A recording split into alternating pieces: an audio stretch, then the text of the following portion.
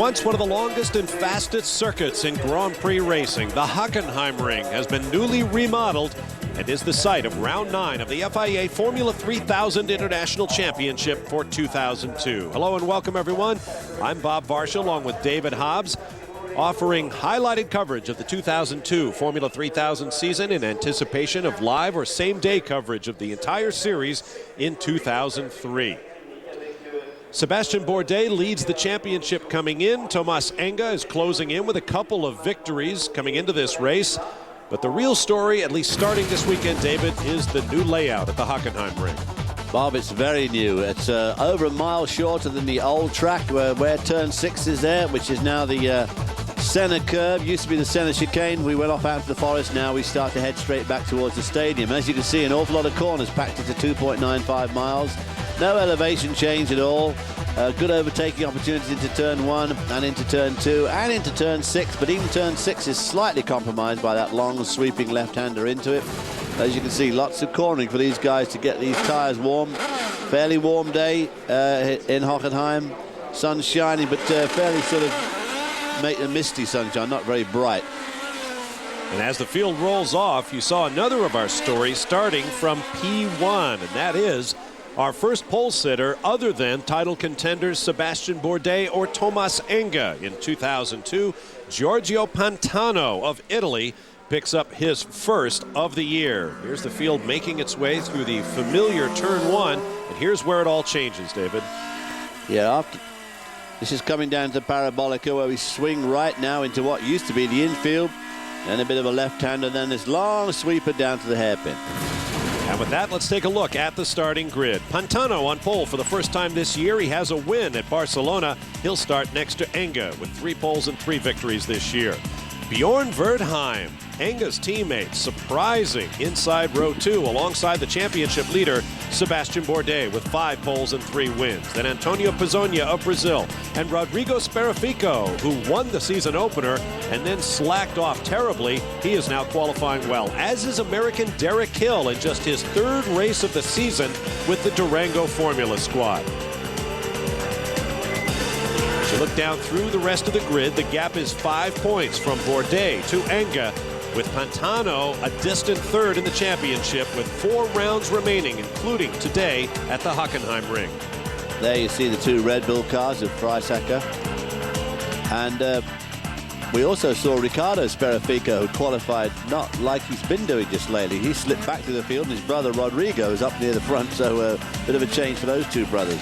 It was an interesting qualifying session. Unlike most of the 2-session qualifying rounds held this year, the track was definitely much quicker on the 2nd day.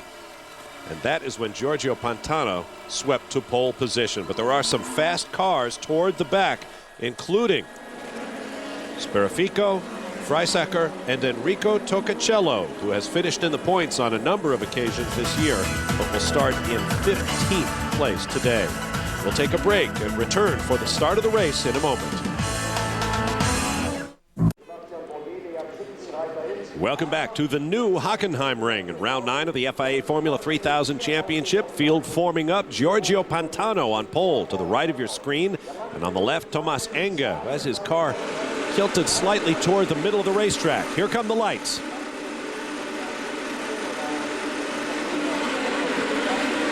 Good getaway for the pole sitter. Boy, a terrific start by Pantano. He moved visibly before anybody else, and Bjorn Verdheim there coming up, taking away the position from his teammate. Thomas Enge, we're late in the season. You expect some teams to be functioning under team orders, letting the man higher up in the championship have the advantage as the field is 2 and 3 wide as they head into the new section, the new parabolic section through the old forest here at Hockenheim. And that was Ricardo Sperafico going off earlier on.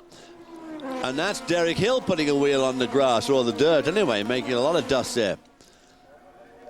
Coming down now to the center hairpin for the first time. Good outbreaker. You can see the cars fanning out there. 4 abreast. Oh, a couple of cars, 1 spinning there. 2, 3 spinning. That's Derek Hill on the left in the number 20, Patrick Freisacker in the Red Bull car, and Enrico Toccacello in the bright red Coloni. Hill is back on his way. These two cars seem to be tangled up together. Derek Hill did a neat 360 there to get away from it, but that was a real little schmozzle down there at the center hairpin for the first time. Look how wide the new track surface is. On board with Pizzonia in 4th place. That's Tomas Enga up ahead. And in front of him, of course, it's his teammate, Bjorn Waldheim, which... one of the Supernova cars off, several cars off. That's Sebastian Bourdais, the championship leader, just coming back on track. And there's Ted Bjork, the Swede, in his second race. Well, I guess we can't count the first one in France because he was knocked out of the race on the pace lap. Never even finished the pace lap. Collided with Alex Mueller in one of the European minority cars, and that was the end of that for Bjork's debut in 2002. But that's not something you often see from Sebastian Bourdais, coming back off the track there, our current championship leader, now seriously compromised in this race. So the order is Pantano, Wertheim, Enga. I'm still surprised that Wertheim got ahead of Enga and would stay there. Then Pizzonia, Mario Haberfeld in the first of the Astromega cars in white, and Riccardo Sperafico. Beautiful shot from our host broadcasters. A cable cam running alongside the center hairpin and then down this short straightaway. And it keeps up with him for the first part, but it finally runs out of steam. Into the new stadium section, the Spitz curve, new grandstand on the right.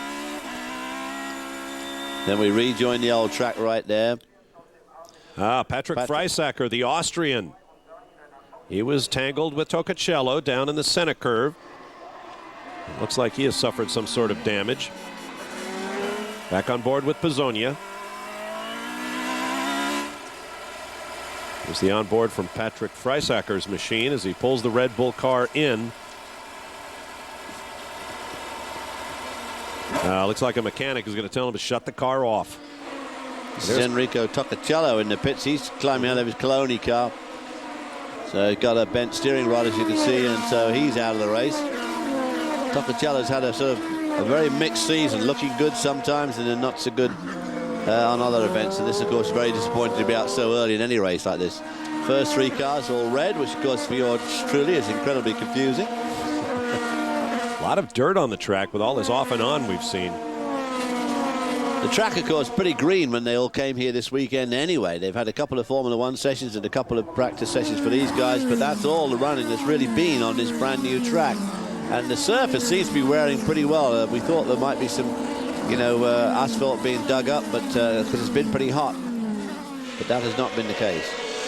Looking at Riccardo Sperafico and the brightly colored Petrobras Junior team, he just set fast lap of the race thus far, and he's definitely closing up on Mario Haberfeld. Look at that, Thomas Enga in 3rd, Bourdais in 16th spot. Not something that you normally see and not something that Bourdais wants to see, only leading the championship at the moment by 5 points going into this race. Oh, there's Bourdais and there's going around Sebastian again. Bourdais again. Oh my goodness me, the whole weekend has come totally unraveled for the young Frenchman. Obviously trying way too hard. Now he can't get the thing to go round. Back on board with Pizzonia. Side pod damaged on Bourdais' car. Oh, this could be a huge impact on the championship as Pantano just glides serenely off in the distance. Then Wertheim, who's now falling into the clutches of his teammate Tomas Enga. Well, Pantano, it's good to see him pulling away, because the fact is that we have seen him in practically every race this year, all the 9 that we've had or the 8 that we've had so far. Pantano's always been coming from behind, and a couple of times you said, boy, he looks like he's got the quickest car out there, but it's getting it to the front. Now he's in the front, he's driving off. He obviously has got a fast car. Replay of the start from the right-hand column of cars. No, the left-hand column as they move forward. Look at the pole sitter, Pantano in red, just gliding away. Then the 2 Arden International teammates in red and white. Wertheim taking the position from Enga. There goes Riccardo Sperafico. First time down in the center hairpin. This is the collision in which Derek Hill spun. Freisacker and Tocacello got together. Actually, Hill got punted by Alex Mueller, which spun him round, which then, of course, caused these two to have their coming together. And Tocacello, of course, was out of the race with that bent steering rod. Now, this is Bourdais' second spin. He's already got damage to the right side pod from contact. See, a lot of tracks around the world, instead of using gravel traps, will lay down pavement. There's Bourdais' spin again. Well, as you can see, that pavement is so much better than the gravel trap. That would be gravel all over the car, that would be gravel all over the racetrack, and now it's a very quick stop. Assuming you don't have total brake failure, the asphalt is the better way to go. Once you start sliding onto the asphalt, you stop real quick. But Bourdais' car was in problem before he got there. And now his side pod was already deranged, and here he is getting out of the car. Oh, this is huge for the championship. Sébastien Bourdais, with 5 poles and 3 victories this year, is out of the race for the first time this season. Now, this was another off. This is Bourdais, this time in the gravel. Oh, yeah. And his side pod is already damaged at this point. This is a spin before the one that we just saw on the asphalt. That is the gravel. So obviously that very first incident damaged his car, and it may have deranged the rear suspension, would be my guess, and making the car obviously very ill handling. And boy, look at Pantano, the lead he's pulled out over Bjorn Verdheim, Thomas Enger, and Antonio Pizzonia. I mean, he is really showing his pace. Pizzonia in the bright yellow car, closing up on Enga. Now Enga has a tremendous opportunity here. Bourdais has opened the door, and Pizzonia goes off. This is in the stadium. Tremendous amount of seating in the stadium. Seating for about 150, 160,000 people, and they see a lot of the curves here. Right from the way into the stadium at the mobile curve, all the way through the stadium. There's 4 or 5 turns in there until this exit, the north curve. Look at the crowd on the outside there. Huge crowd on hand. Of course, Formula 1 qualifying has just taken place a few moments ago. Pizzonia did not lose a position. He remains 4th, but his teammate Riccardo Speraffico is on his back now. We'll take a break and return in a moment. Welcome back to the new Hockenheim ring. Bob Varsha and David Hobbs with you for what has been an action-packed round 9 of the FIA Formula 3000 Championship thus far. There are your top 6, the points-paying positions. Oh, and there's Enga off from 3rd. And he will lose track position. That's Pizzonia going by. Boy, he came back there and jammed himself right under the nose of Riccardo Speraffico there in the second of the Petrobar cars. Old Speraffico won't have appreciated that too much. Looking back from Pizzonia's machine, this is a part of the racetrack in Hockenheim we're used to seeing. The start-finish straight. And you go through turn 1, and pretty much it all changes. It changes big time after turn 1. Speraffico, Riccardo Speraffico, who didn't qualify well, qualified in 11th, but now, as you can see, he's right up there in the top 6. There's another look at Enga going off. Well, there's the gravel. Spattering gravel everywhere, getting caught in the brake calipers and into the suspension, and the mechanics just love all that gravel. Where's our Formula 1 colleague Steve Matchett to give us the respectful opposing opinion? So now Enga, Pantano's got a terrific lead. Look at it. So Enga has basically been handed the championship lead by the leader coming in, Sébastien Bourdais, who had contact on a number of occasions, went off the track and is now out of the race. But Enga seems to be doing all that he can to toss it back in Bourdais' direction. Boy, I tell you what, Bourdais, talk about collapse under pressure. He didn't qualify well, which is not like him to be on the hits first time. Only the second time this year he's been off the front row. Oh, that's Rob Nguyen in white. In the white car. That's Alex Speraffico, cousin of the brothers Rodrigo and Riccardo. It's Nicholas Chiesa in the black car going by Speraffico with the yellow front wing. Too many black cars together, too many red cars together for me, but I'll take it you're right, Bob. Look for those highlights on the mirrors and the wing end plates. Everybody getting wheels off around this track. They're trying very hard because, as you said, this is the precursor to Formula 1. Everybody in here wants to be in Formula 1, and of course all the Formula 1 teams, that means the team owners, the team managers, the sponsors, are all at these races. So these guys really tremendous amount of pressure all the time to perform well. And keep in mind, this is a brand new racetrack to these aspiring Formula 1 drivers as we take a look at the replay of Pizzonia going off into the gravel. That was before Enga went off and Pizzonia got by him. So the drivers have not seen this racetrack in this configuration. They also get very little practice time. Testing is very heavily restricted. Just a classic case of this terminal understeer there. It would not go away. He kept on trying to feed a bit more and a bit more, and absolutely nothing happened. The next thing he's lurching through the gravel and back onto the track. I guess my point is these guys really are feeling their way. Well, I think the track is, well, as I said, the track is green, it's slippery, and of course they're unfamiliar with it because they're practically all new corners, except the actual stadium itself.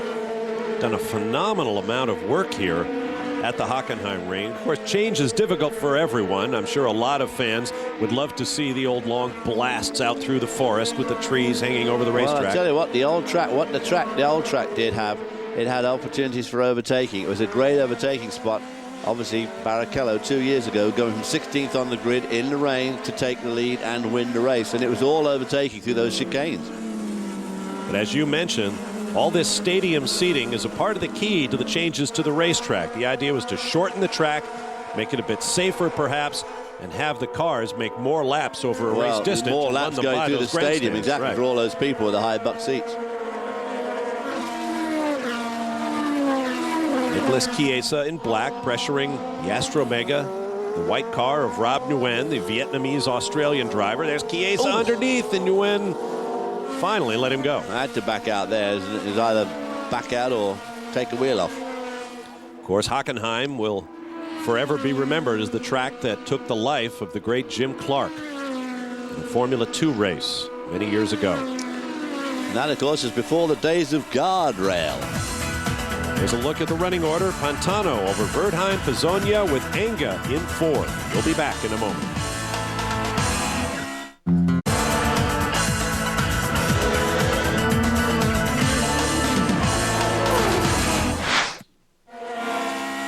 Welcome back to the new Hockenheim ring. Bob Varsha, David Hobbs with you for round 9 of 12 in the 2002 FIA Formula 3000 Championship.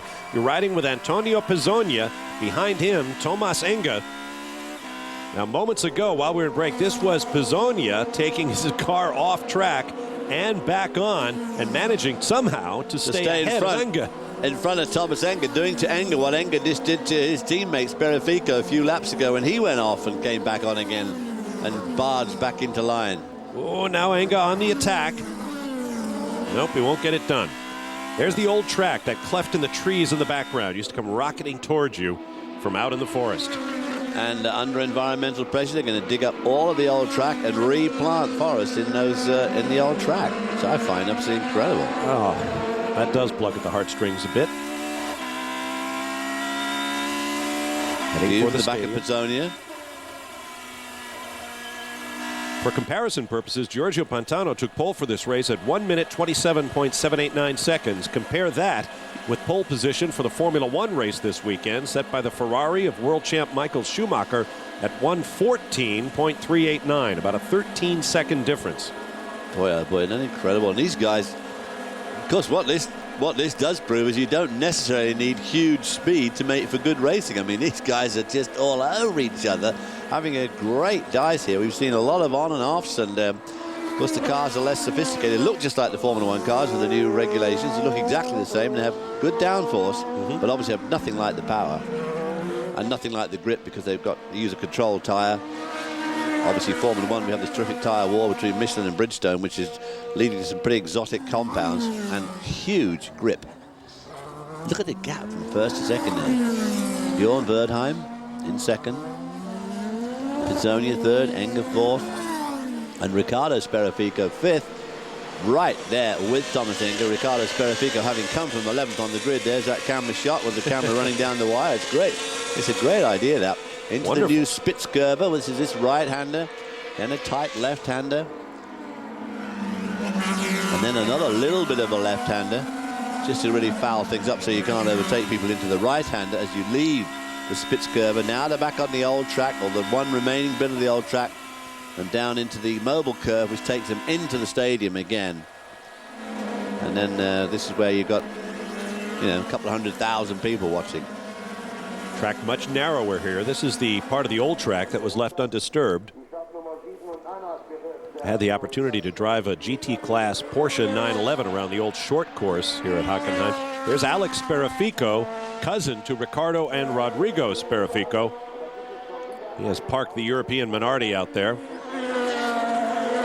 Well, so Hockenheim's been around for a long time. As you say, Jimmy Clark was killed here in 1968 driving a Formula 2 car.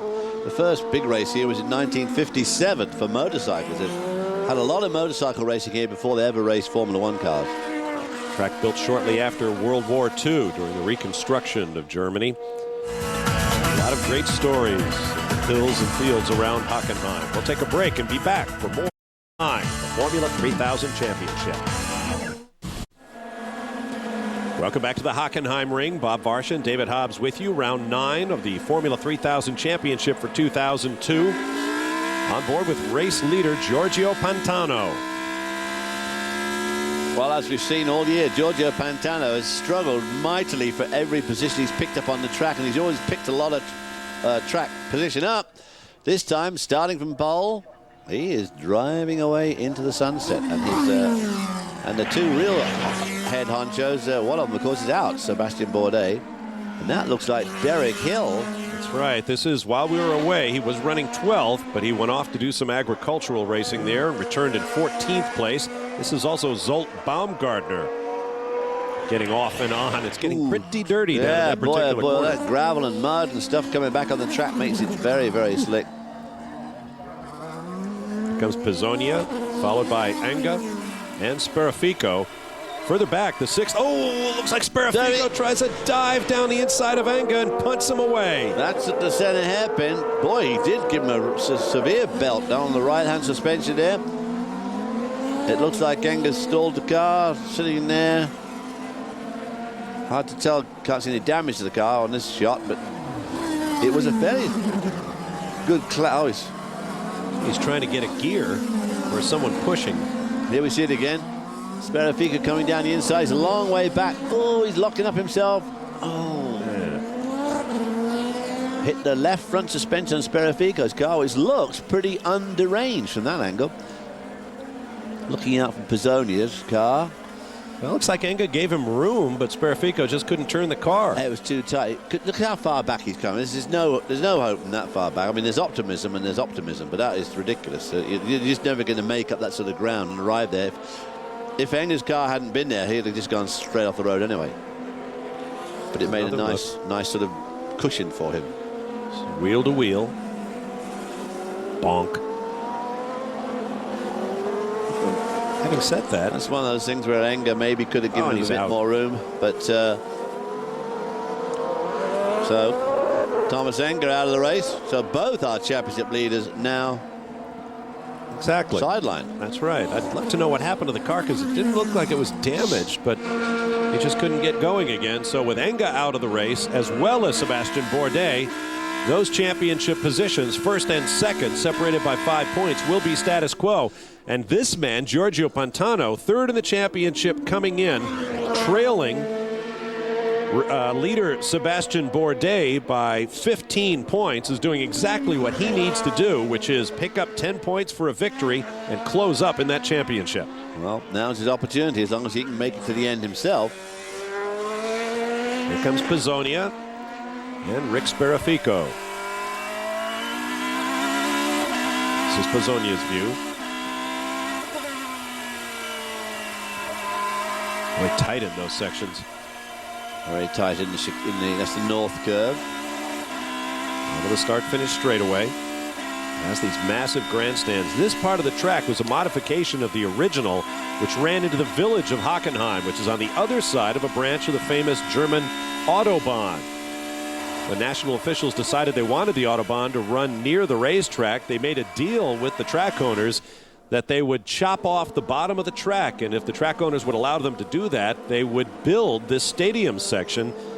That's how it came to be. Anga heads for the pit lane, as does his crippled race car. We'll be back with more from Hockenheim in a moment.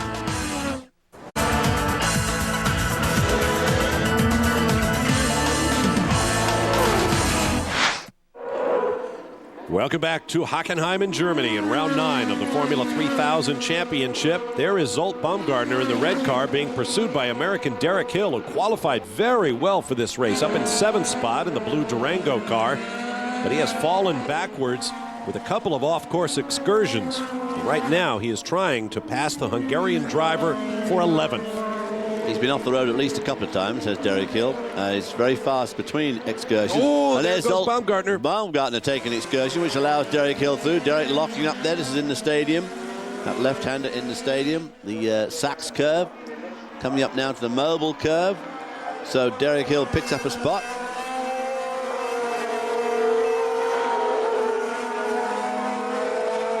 And heads off in pursuit of that trio of cars in front of him, which scores to be 9th, 10th, and 11th.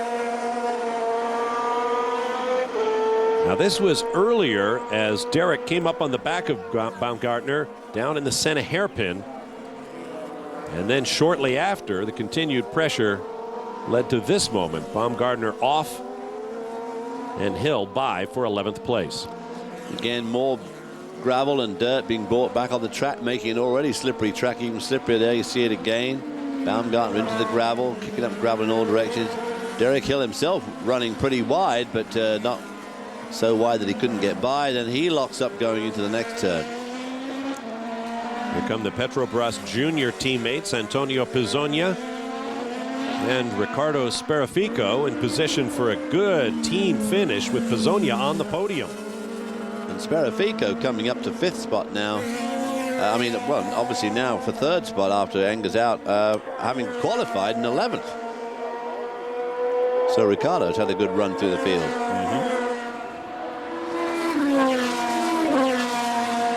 Whoops, there's the Red Bull car of Ricardo Mauricio off into the gravel. Missing the front wing. Ooh. Not good for understeer. Didn't see the wing in the gravel trap, so I'm not sure exactly where he lost it, but he might have lost it going over the curb. Seek and ye shall find. Here's another look. Mauricio, the car on the left. Rob Nguyen in the white car comes up the inside. Oh, well, no hoper. Rob Nguyen trying to get by 2 cars at the same time, runs into the back of one, bounces him off. Here you see it again. He comes up, tags the back of the, and just whips the wing right off poor Mauricio's car. Wow, that could have been a lot worse if they had touched tire to tire. That was Alex Mueller in the European minority that Rob Nguyen was attacking, and this happened to Ricardo Mauricio. Boy, that was a bit tough on Ricardo Mauricio. I mean, Nguyen really hadn't got a chance there, but those wheels, got awfully, awfully close, and we've seen on some of these other races what happens when those wheels do get tangled up. There's another look at Mauricio salvaging his position. I believe we saw Derek Hill in the Durango getting by, picking up some more positions. There's Mauricio in the pits for a nose job. But as you said earlier, Bob, these races are too short for pit stops. Now this is Ricardo Sperafico, who is going to serve a penalty for his incident with Thomas Enger down in the Senate curve when he bumped the second place man in the championship off the track. It's going to be a stop and go. Be a 10-second stop, but of course the overall loss of time is horrendous. Ooh. Oh boy. I would imagine an official might come over and tap him on the shoulder after the race is done. That was a Durango mechanic. Just that was awfully close. He comes back on track, just about in the midst of the battle right there for a top 10 spot between Alex Mueller and Derek Hill. Mueller in the dark car, Hill in the blue Durango car. So Sperafico's 9th, and these two guys are 10th and 11th. Derek Hill now 11th, trying to get around Mueller. Down to the center hairpin. Well, the scene of so much chaos thus far in this race. See lots of marbles and gravel mixed in with it. Well, of course, it's such a wide approach. The temptation is just enormous. You just think, oh, well, nothing could go wrong. Here goes Derek Hill down the road, down the inside of... Oh, onto the grass. Oh, and Hill spins. And Mueller somehow keeps control of his car. Wow. And Derek does a full 360 there and carries on in the same direction as if nothing had happened. But I think they just touched, actually. Well, that's another one that could have been a lot worse than it turned out to be. Mueller continues on his way. We'll take a break and return with more from a very interesting race in Germany. Welcome back to round 9 of the FIA Formula 3000 International Championship for 2002. You ride with race leader Giorgio Pantano.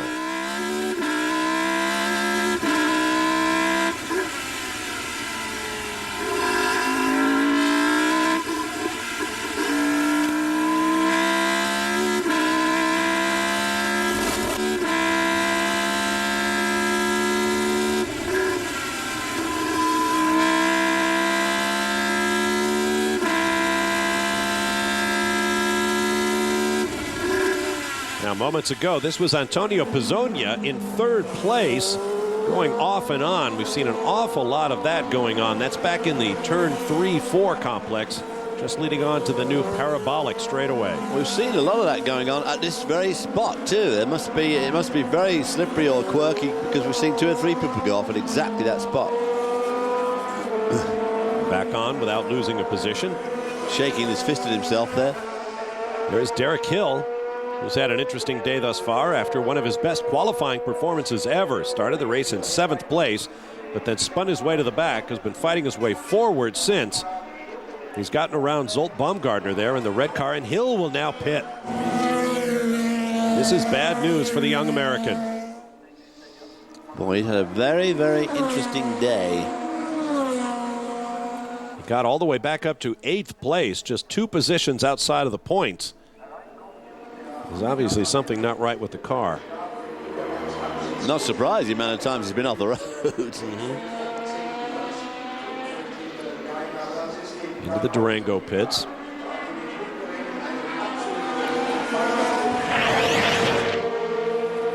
Now this is Baumgartner. We saw him running behind Derek Hill, and that's how he got there. Same place we saw Pizzonia go off. Absolutely, just exactly the same spot. There's Derek Hill coming back out, and he joins behind us Bjorn Verdheim, who's in 2nd spot, so Derek Hill is now a lap down. See the construction going on in the middle of this racetrack. The development continues here at the new Hockenheim ring. And there's some say that the new Hockenheim ring is not as good as the old Hockenheim ring. It's certainly just another cookie-cutter track now. That's the trouble. Well, way too many corners in these short tracks. I don't know who thinks these tracks up and who designs them, but they just jam way too many corners in. Action in the pits, one of the PSM cars, and there is one of the Astro Mega machines. That's Rob Nguyen. He's being penalized for his incident with Ricardo Mauricio. See the donut on the left side pod. The Vietnamese Australian driver makes his way back. The other car was Nick Chiesa. And he is done for the day in the PSM car. So Rob Nguyen comes back out. That was a fairly foolhardy move that he tried earlier on, but he also is now a lap down. There's Ricardo Sparafico, who has set fastest lap of the race thus far. He's up to 7th. He was having a good mid-season. He had a very tough race in our most recent round in France. Having a good run today. He's fast, but he's still 7th, having got there from 11th, so he's going to be up and down. In a race like this, if you just stay on track the way we have guys flying off. It's been an incredibly eventful race. People flying off the road every 5 seconds and bouncing off each other, and it's whoa. He's going pretty wide there too. This is the coming out into the stadium. Well, it's the front straight. That's the south curve. This is the north curve. Which, instead of leading off out into miles of countryside and tree-lined straights, now leads just down to the parabolica. Back on board with the race leader. The Coloni version of the Lola Zytek combination that is used by all of the teams in this series. That is Coloni, not to be confused with cannoli, which is the confection from Pantano's home country. A quick look at Pizzonia. Lots of steering input from a couple of cars here. And you can see these things are no easy ride. Both these guys putting a lot of steering input and a lot of feedback there from the road too. You can see it bouncing back through the wheels. So they're very physical cars to drive these. Hot and hard work. Cars built to the dimensions of Grand Prix machinery, including that narrow track that was imposed on the Formula One cars a few seasons ago. All of the cars on the same spec Avon tires. Going down through the front runners. Mario Haberfeld up to 5th. Tied with Antonio Pizzonia in 3rd spot, looking for a place on the podium for the first time this year. We'll be back in a moment. Welcome back to the Hockenheim ring and its latest stage of development, a history that goes back to the 1930s, renamed Hockenheim ring in the 1950s. Right now we're watching Ricardo Sperafico with a beautifully painted Petrobras Junior team car. He has just set fast lap of the race thus far, filled with drama and twists of fortune. Both of our championship leaders, Sebastian Bourdais and Thomas Enga, are out of the race. We've had plenty of spins, lots of contact. And Ricardo Sperafico is now running in 7th spot. Of course, he had that stop and go penalty for punting Thomas Enga off the track earlier on when they were dicing for 3rd spot. So Ricardo Sperafico could conceivably be right up there in a podium position at the moment if he hadn't had that drive-through. That R. Sperafico you just saw in 4th place on the graphic is his brother Rodrigo. Now we're going on board with Antonio Pizzonia. No one around him, but he's waving his hands. He's obviously got a problem. He's got his hand on the gear lever there, so he's having to hold it in gear. No, but he looked like he was having to hold it in gear. Oh, and now he is slowing. There's Mario Haberfeld going by.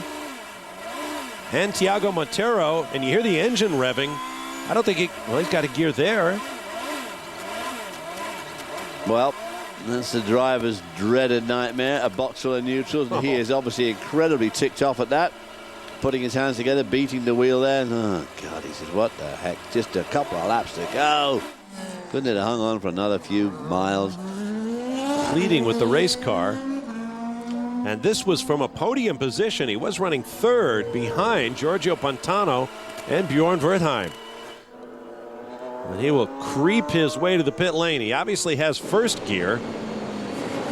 He's had one podium already this year. He was 3rd in at the European race in the Nürburgring, but other than that, that would have been his 2nd podium, finishing so close to the end. There you see all the dirt on the track there where people have been going off the road there and dragging it back. So that's one of the things that makes it difficult later on in the day. But Pizzonia's not worried about that now. He's worried about the fact that he has no gears. So he's got a gear. That's fine, exactly. Looks like a pretty low one, like 1st or 2nd, I'd say. Ooh.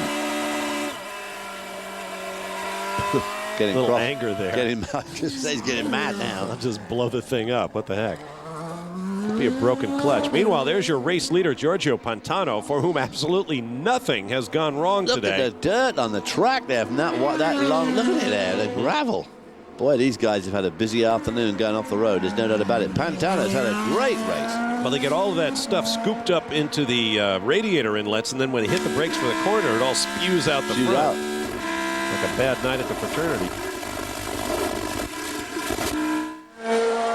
Bit of break up there from the onboard. Well, there is something that's not gone right for Pantano. His onboard's not working. Okay, now as he comes into the stadium, nearly 10 seconds over Bjorn Wertheim in the now the lead car for Arden. He has a fat lead as Pizzonia makes his way to the pit lane with 1 lap to go. Boy, how frustrating. Thanks for correcting me. I think earlier I said Pizzonia was looking for his 1st podium of the year. Actually, it would be his 2nd. But it will not be his 2nd today, as Pizzonia is done and Pantano is all alone en route to what would be his 2nd victory of the season.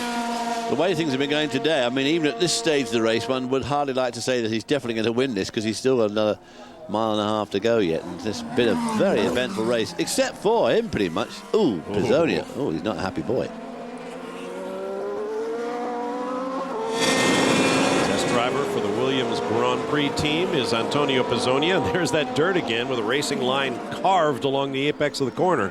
Yeah, I tell you what, if you get wide in that, you'd be done for in there as well.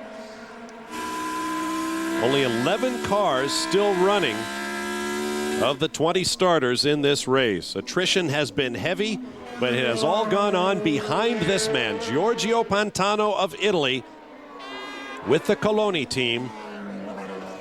Former Grand Prix team owner Enzo Coloni stepped away from motorsports for a couple of years, came back in Formula 3000, and as the camera lingered, you had a moment there to judge the gap back to the 2nd place car of what I am sure is an ecstatic Bjorn Wertheim, looking for 2nd place and his 2nd podium of the year. Checkered flag for Giorgio Pantano. Here comes Wertheim. who was a part of that Arden International 1-2 at Austria earlier this year. He will take second place. And that is Derek Hill a lap down in the blue Durango car.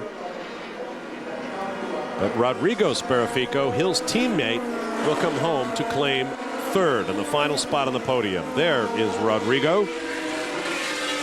And just behind him is Mario Haberfeld.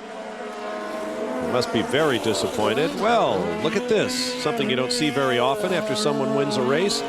Donuts.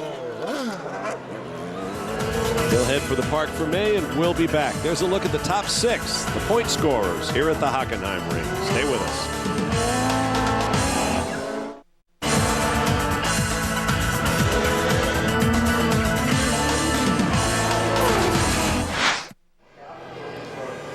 Welcome back. Round 9 of the FIA Formula 3000 International Championship is now complete, and the survivors, and I mean that, make their way back into the pit lane. Well, there's only 11 of them. There's Bjorn Wertheim in the Arden car, the remaining Arden car. His teammate Thomas Enger being punted off by Ricardo Sparafico in the middle of the race. So both our championship leaders out relatively early on. Sebastian Bourdais, our current leader of the championship, having a dreadful afternoon. What, 3 spins, at least 3 spins out of the race? And Mr. Pantano already has the Italian flag with him as he makes his way back in. Don't forget to unhook the radio cord there, Giorgio. Good run, Giorgio. We've seen this year he's struggled mightily in a number of races. Obviously very quick, but difficult to overtake in this class of car. But having got on the pole and got out the front, boy, there was just no holding him. And looking back over my notes, extra disappointment for Antonio Pizzonia because last year he won the race here and he was in position for a podium this year before the car let him down. As congratulations are exchanged by the top finishers, here's a look at the results. Second win of the year for Giorgio Pantano. Bjorn Wertheim matches his season best.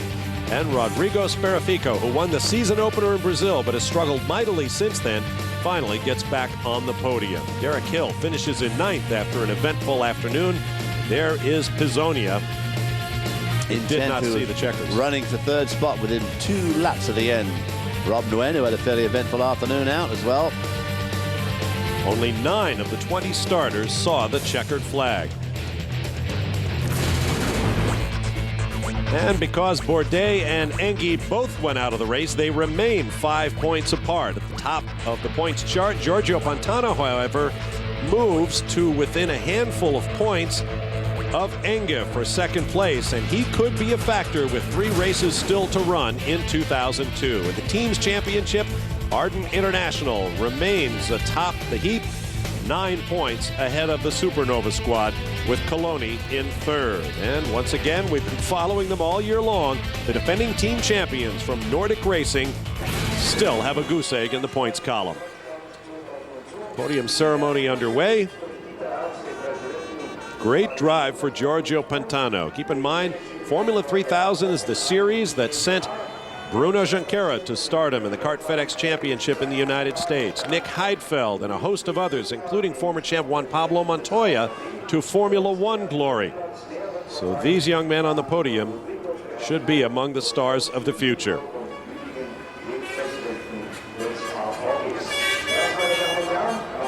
Great drive, great weekend for Bjorn Wertheim, who qualified very well. He didn't luck into it.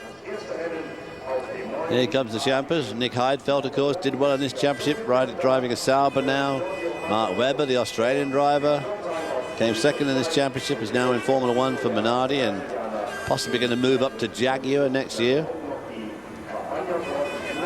Well, that's a story that is yet to be told. We still have a championship to decide, and we can't wait for the next round of the championship. And in fact, you won't have to, because round 10 from the Hungaro ring outside of Budapest is coming up next here on Speed Channel. So stand by for that. For David Hobbs, I'm Bob Barsha. We'll see you in a moment from the Hungaro ring. So long for now from the new Hockenheim ring in Germany.